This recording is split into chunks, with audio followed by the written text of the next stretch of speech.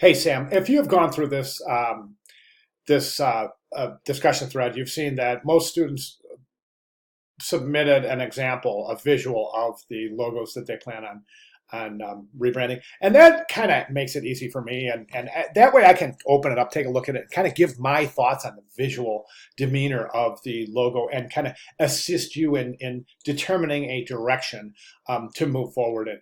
You haven't um,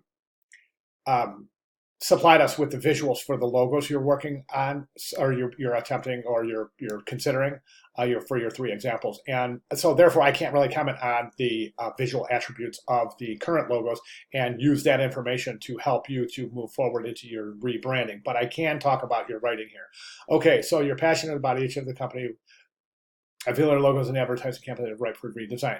Why? Why do you feel they're ripe for redesign? That's one of the first things we need to determine when we redesign, when we rebrand. Why does it need to be? When I rebrand a company, in my initial meeting, my first question is always 100% of the time, Sam, without fail, is why do you want to redesign? What are your reasons for wanting to redesign? That, to a very high degree, indicates my starting point for a project. I also find that both these companies will have excessive things of visual nature that I can draw inspiration from. More good, good, good. Yes, current logo for DC Comics is fairly uninspired. It does not do enough to distinguish itself from a member of customers who got my DC logo. Incorporate comic books and superheroes into the design. I don't know about that. Listen, I want to. A lot of young designers, a lot of inexperienced designers, a lot of student designers have a notion that a logo should tell the story of the organization. That's not true. It can if it can be done very quickly, very succinctly, in a very, very minimal way. So you don't want to tell a whole story with a logo. Okay, keep this in mind, Sam. A logo is a visual identifier for an organization. Okay, that's all. It doesn't have to tell the story. Okay, so for a redesign for DC, you don't have to include superheroes or into the design. You can, oh, good job. You did mention simplicity.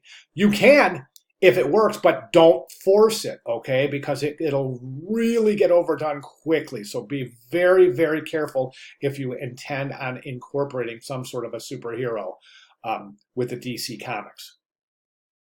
My recommendation is to stay away from that and just to read design as a visual identifier as opposed to trying to indicate the story or tell the story of the organization. Okay, for a Canon logo, I mainly have no idea where to begin. I think research. Okay, and this is good too. I think this is important. So you're saying you have no idea where to begin, but I think research into the company history. That's exactly where you start. Okay, you start with extent. Get to know everything you possibly can know about Canon as a company. Their mission statement, their marketing positioning, their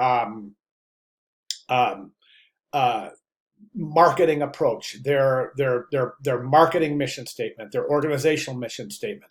They're basically, you want to know everything you possibly. Are they a lighthearted company? Do they approach the market with levity? Do they approach the market with a very serious demeanor?